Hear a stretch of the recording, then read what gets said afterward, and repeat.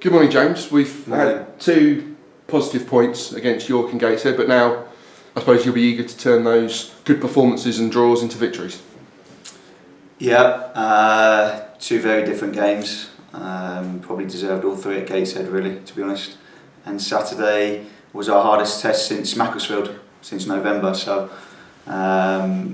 we weren't really dominant in the fixture on Saturday, which is, again, the first time really in a couple of months. I know that's strange to say because we've lost a few games in that period, such as Chester, but to reiterate what I said in the interview after that game, we deserved something out of that game at Chester. So it wasn't surprising because we did our homework. They brought a lot of players in, and credit to them, they brought the game to us early on.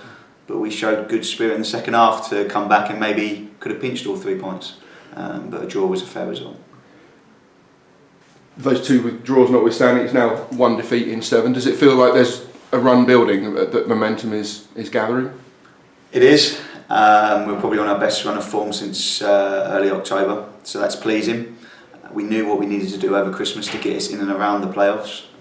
It's now a case of 16 games left to see what we can do. And a look at the current form table shows that, as we endured in November, that a few of the teams who would expect to be in and around the playoffs, Eastleigh, Barrow, Gateshead, Dover, they're on their own sticky run. So it's, as we all knew, teams are going to go through sticky runs at some point. It's how you come out of it and perhaps crucially when you have those runs. It is, but we have to change those draws, as you said at the start, into wins if we want to mount a serious challenge in the playoffs.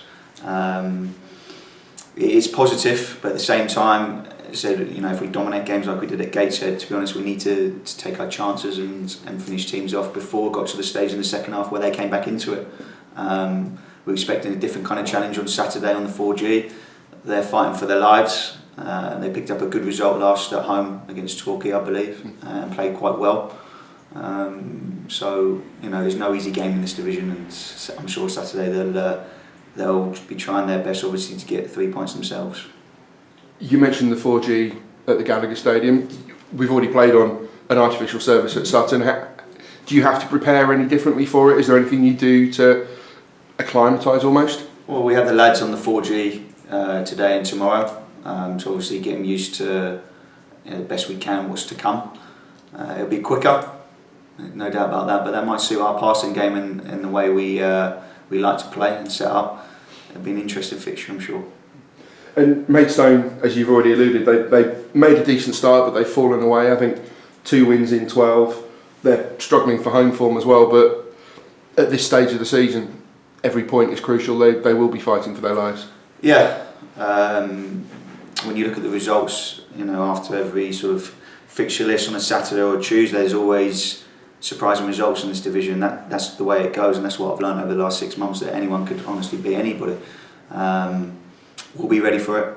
As I said, the group's grown a lot in the last 2 months. I hope the supporters can see that, and the effort and the commitment of the lads over that period to get 2 derby wins and to be unbeaten, like you said, is fantastic. So let's continue that. I'm sure the lads will put their maximum effort in.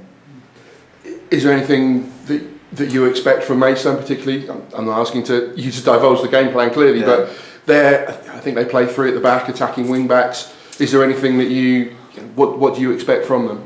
Well, they've changed their formation a couple of times in the last few weeks, so it'll be interesting to see what they come with,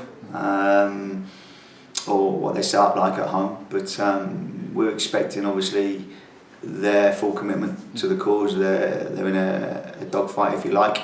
It won't be any different to any game we've had this season. And how do you go there? How is the squad looking? At any fitness issues from the team that have been involved? Because clearly it's been a very settled team in the last month. Yeah, we're okay in regards to the squad that was available on Saturday. A couple of updates on Nick and Liam. Nick trained yesterday, or Tuesday rather, and come through the non-contact stuff, which is really positive. So he's on the upward curve, if you like, to coming back into the group maybe next week, which is positive. In regards to Liam, he'll be having surgery on Thursday the 10th. We obviously wish him the best for that, and hopefully a speedy recovery before the end of the season. in that's sad news. Yeah. Is that's presumably a long term thing for him? Well, let's see what happens in the surgery on Thursday, next Thursday, and as I said, we wish him the best for that, and the club have supported him in that